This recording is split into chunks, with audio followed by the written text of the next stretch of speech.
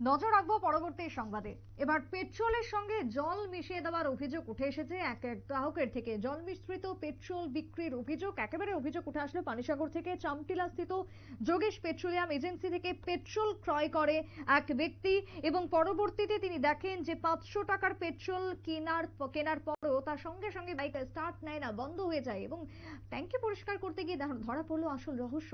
পেট্রোলের জায়গায় অধিকাংশই জল মিশ্রিত এবং জল মিশ্রিত পেট্রোল বিক্রি করা হচ্ছে দেদার ভাবে পানিসাগরের চামটিলা স্থিত এই পেট্রোল পাম্পটিতে, যাকে কেন্দ্র করে সাধারণ মানুষ যানবাহন চালকদের মধ্যে ক্ষোভ বৃদ্ধি পেয়েছে।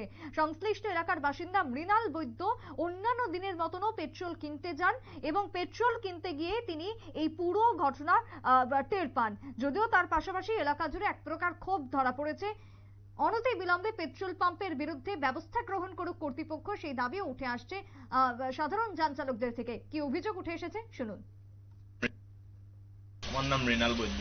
তো আমরা একটা অভিযোগ পেলাম যে আপনার বাইকে তেল ঢুকিয়েছিলেন, তেল নাকি জলে পরিণত হলো, কিভাবে হলো?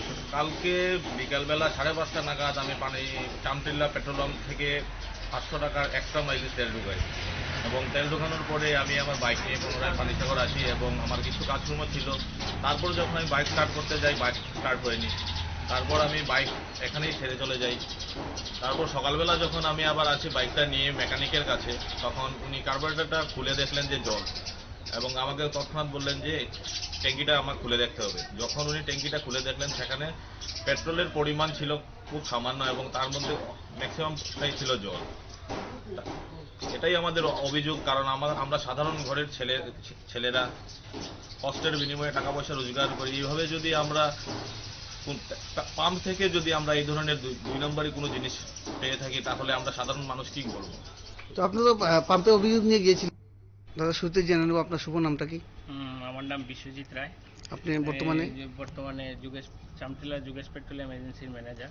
আজকে সকালবেলা আমরা পানিসাগরের এক ভদ্রলোক আমাদের কাছে একটা কমপ্লেন করেছে এবং দেখিয়েছেন ওনার গতকালকে নাকি 500 টাকার আপনাদের এখান থেকে এক্সট্রা মাইলেজ তেল ক্রয় করে এবং আজকে হঠাৎ করে সকালবেলা বাইকটি তার স্টার্ট অফ হয়ে যায় এবং সে ধাক্কা দিতে দিতে নিয়ে আসে মেকানিক্সের ঘরে। তো মেকানিক্স নাকি খোলার পর ট্যাঙ্কি থেকে দেখলো যে এখানে ম্যাক্সিমাম তেলের সাথে জল মিক্সড।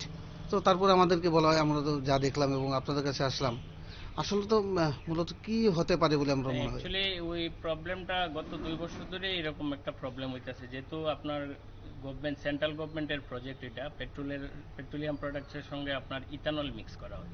তো ইথানলটা মিক্স করার পরে 10% ইথানল মিক্স করা হয়। তো ওইটা করার পরে ওইটার সঙ্গে যদি একটু জলের সংস্পর্শ আসে কোনো কারণে, পুরো তেলটারই আপনার নষ্ট করে দেয় এবং জলের কালার বানিয়ে দেয় ইথানলটা থাকার কারণে। তো অনেক সময় আমরাও অ্যাওয়ারনেস করছি বা IOCL থেকেও আমাদের অনেক সাইনবোর্ড দেওয়া ছিল কাস্টমারদের যাতে করা হয়, যাতে কোনো কারণে যাতে বাইকের ভিতরে জল না ঢুকতে পারে। অনেক সময় বর্ষার সময় জল ঢুকতে পারে বা বাইক সার্ভিসিং করে বা অনেক বাইকের নিচে অনেক সময় গাছ জমে ওইটার তেলের সংস্পর্শে আসলে তেলটা নষ্ট হয়। তো পুরো তেলটাই জলের কালার বাড়িয়ে দেয়। কাজেই ওইটার লেগে এখন তো আপনি আসার পরে জিনিসটা আমি এখন নজল থেকে বের করে আপনাকে দেখিয়েছি। তেলের কালার কি দেখেছেন আপনি, নিশ্চয়ই দেখতে পেরেছেন যে তেলের কালার কোনো চেঞ্জ হয়নি, আমার এখানে ঠিকই ছিল। কাজেই ওইটা থেকে স্পষ্ট বোঝা যাচ্ছে যে বাইকের ভিতরে অভিযোগ এবং পাল্টা অভিযোগ আপনারা শুনলেন। একদিকে ভোগান্তির শিকার গ্রাহকের অভিযোগ এবং অন্যদিকে পেট্রোল পাম্প কর্তৃপক্ষ তিনি জানিয়েছেন যে 12% হারে ইথানল মিশ্রিত পেট্রোল বিক্রি হচ্ছে, তাই ইন্ডিয়ান অয়েল কর্তৃপক্ষ থেকে যান চালকদের সুরক্ষায় ইথানল মিশ্রিত পেট্রোল ব্যবহারের উপর আরো অধিক গুরুত্ব দেওয়া হয়েছে।